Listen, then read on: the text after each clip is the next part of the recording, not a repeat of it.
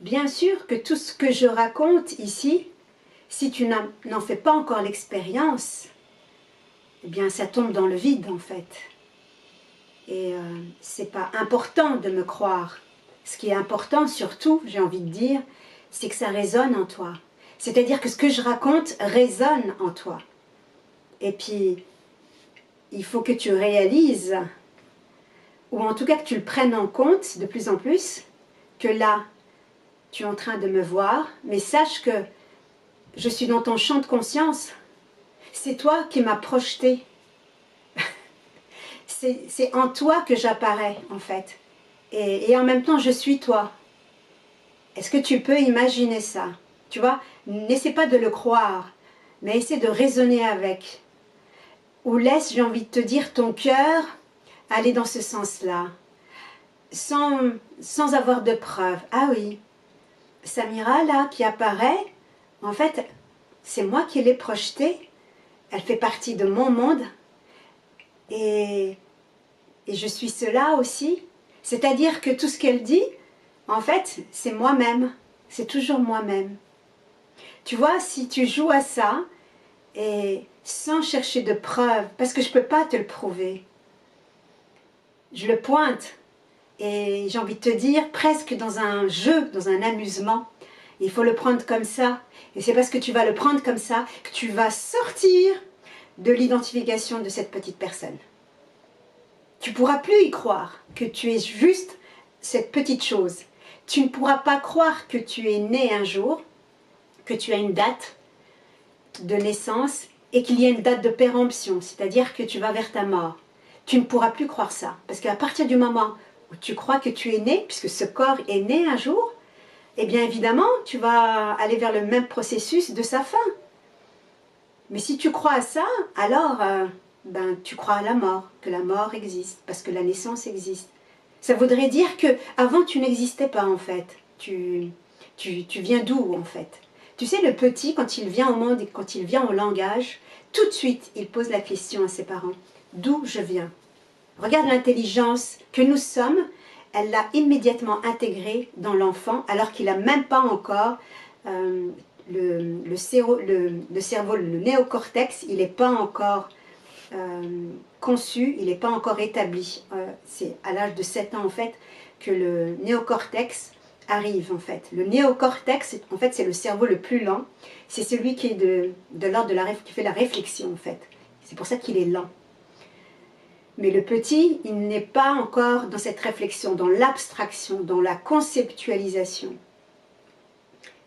Lui, pour lui, c'est d'où il vient. Tu vois, il n'arrive pas à concevoir ce que c'est la naissance.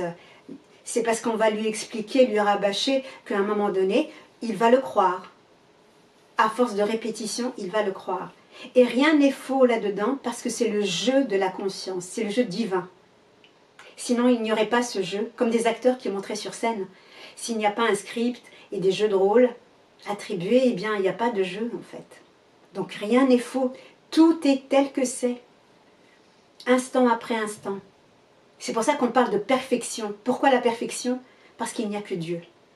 Donc, si on commence à juger, on est en train de juger Dieu, c'est-à-dire on se juge soi-même.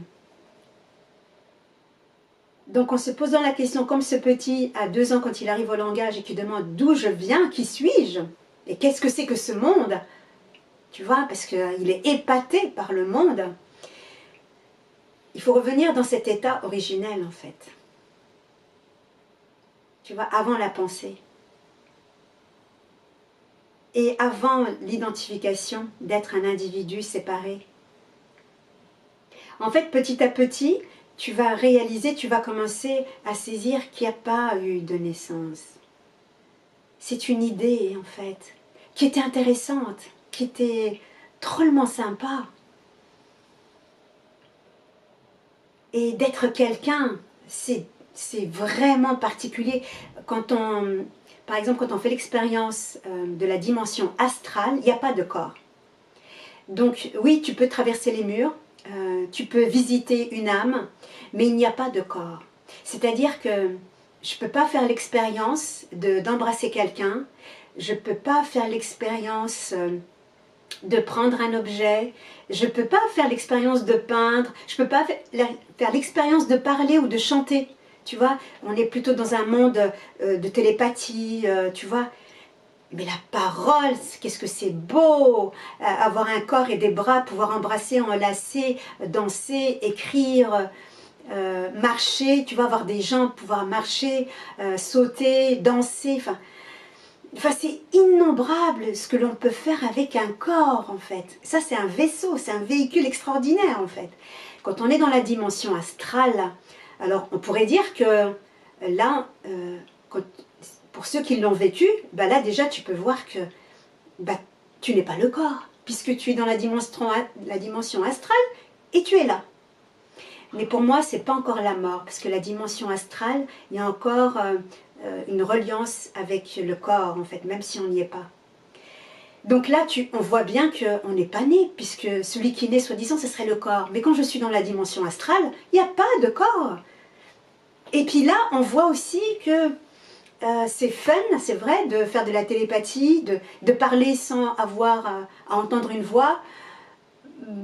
Bah, tu réalises que en fait le corps c'est quand même génial parce que quand quelqu'un me touche il se passe quelque chose, quand je me brosse les cheveux il se passe quelque chose, quand je mange quelque chose avec la bouche il se passe quelque chose, quand je caresse la joue de quelqu'un ou la main de quelqu'un il se passe quelque chose, tu vois.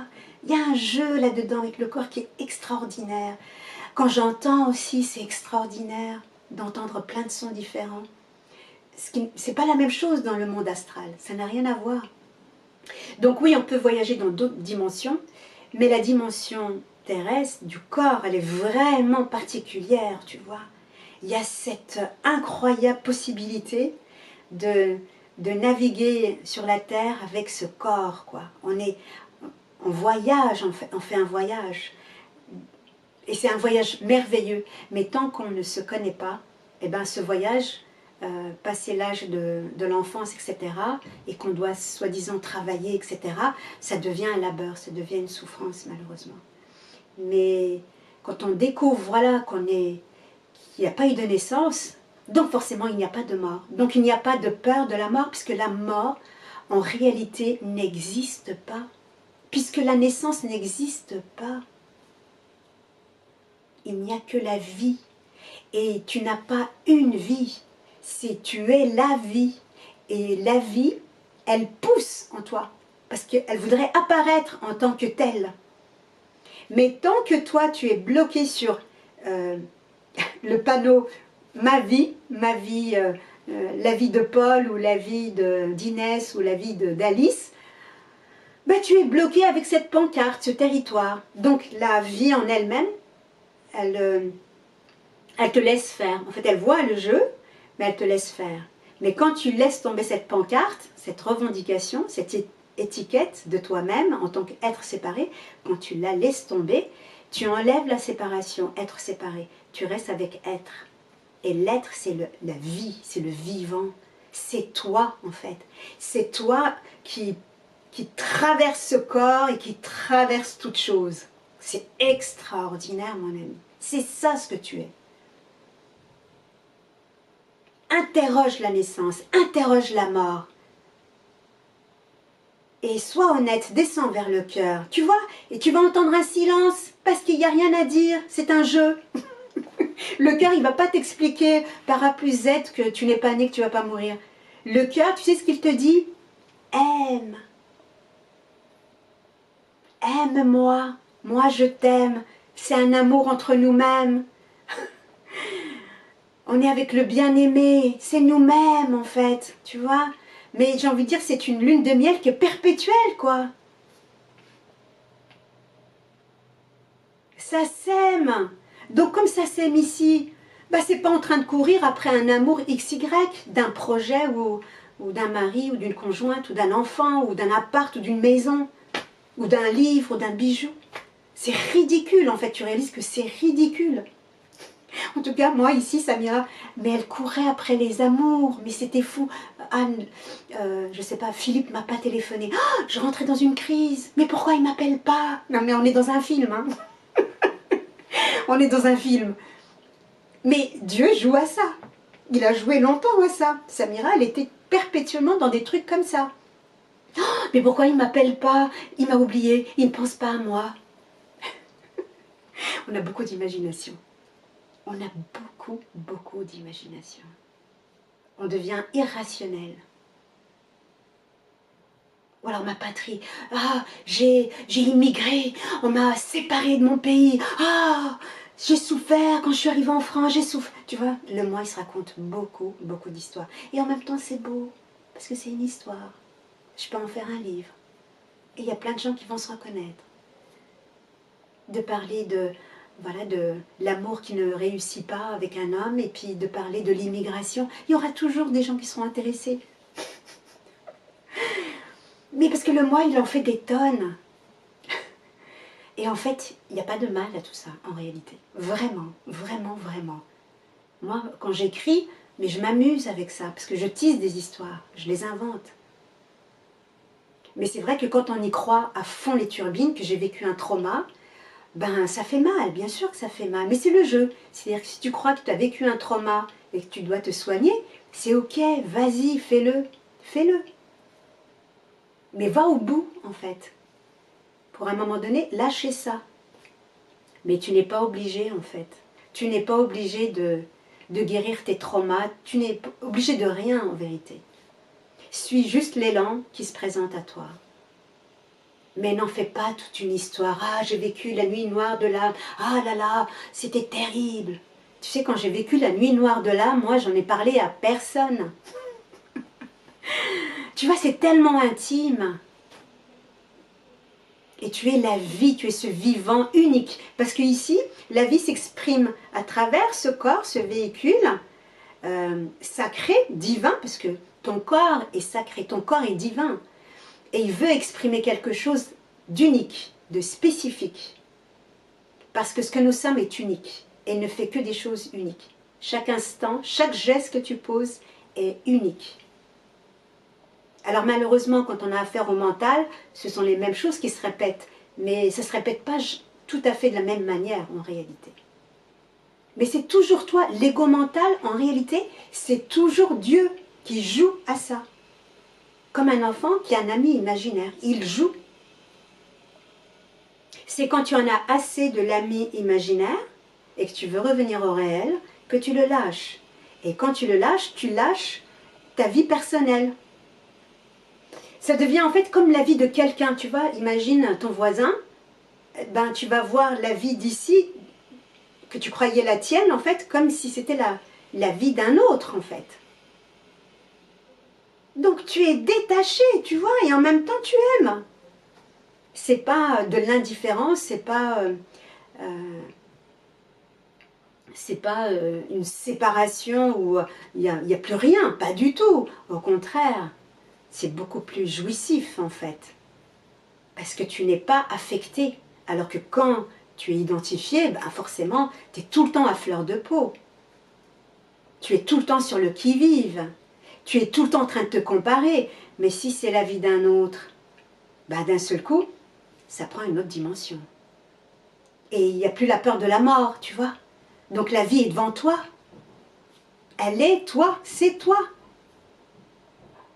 Elle est devant tes yeux en fait. Tu vois, en permanence, c'est toi. Tout ça, ça se reflète en toi. Mais tant que le cœur, il est plein d'histoires que tu crois, alors c'est ça qui se joue.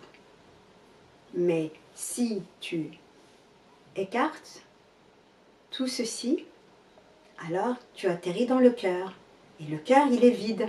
Il est vierge comme la Vierge Marie, en fait, tu vois, qui va enfanter le divin. C'est-à-dire ses actions, en fait. Les actions sont divines, en fait.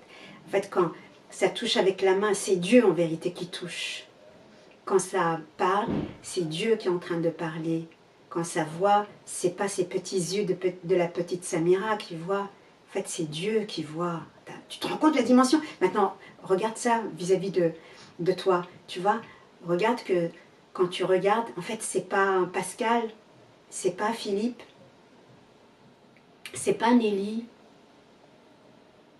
c'est pas Sandrine, c'est pas Céline qui voit. c'est Dieu à travers toi qui voit. Quand tu entends, c'est pas Nathalie, c'est pas Véronique, c'est pas Malika, c'est pas Farid qui entend, c'est pas Anastasia qui entend. Non, c'est Dieu qui entend. Donc, regarde que si c'est lui qui entend, tu crois qu'il va juger sa création? Il va rire. Parce qu'en vérité, tout ce qu'il entend, c'est pas la vérité. C'est un jeu. Parce que la vérité, c'est lui. Et lui qui est sans mots. Et en même temps qui est tous les mots. Il est tous les chants. Donc amuse-toi avec ça. Tu vois, réalise que, ou joue plutôt, que cela qui voit, ce n'est plus le fameux toi. En fait, c'est Dieu qui voit. Regarde. Et donc, si c'est Dieu qui voit, il ne fait que aimer. Et il voit grand, il voit large. Si c'est Dieu qui touche, eh bien, c'est pas ta main à toi, petite personne, c'est la main de Dieu. Regarde comment, maintenant c'est différent. Quand tu marches, en fait, c'est pas toi, le petit toi qui marche. C'est Dieu qui est en train de marcher sur sa création. Il a créé le monde, il a créé une planète et il marche dessus. Et lui qui a créé le ciel, les étoiles, il fait semblant qu'il est quelque part et qu'il regarde le ciel et qu'il regarde un petit soleil, alors que c'est lui qui a créé tout ça. Regarde comment tu commences à jouer, tu commences à rire. Et pareil, les mots qui se disent, ou si tu manges quelque chose, c'est Dieu qui est en train de manger. Tu vois comme la dimension prend une autre dimension. C'est large, ça voit large. La vie est pleine en fait, parce que tu es plein de Dieu. Tu es plein de cette conscience. Et ça devient léger. Et en même temps, ressens que c'est puissant. Tu vois, c'est ça en fait, le paradoxe, c'est que c'est comme une plume, c'est très très léger. Et en même temps, c'est très puissant. C'est fort. C'est pas rien, quoi. Tu vois, c'est du lourd, quoi. Ça tient sur sa main une planète, la Voie lactée, un univers. Imagine que sur ta main, il y a la planète Terre. Dieu tient la planète Terre entre ses mains. Il la porte. Comme il porte ce corps, imagine là, il porte ce corps, Dieu, et il en prend soin. Il fait battre son cœur. Il lui donne de la respiration. Il le fait imaginer des choses. Vis ça. Élargis-toi.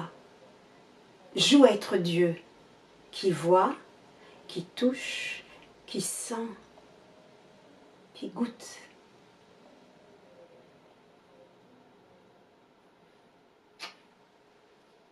Divin baiser.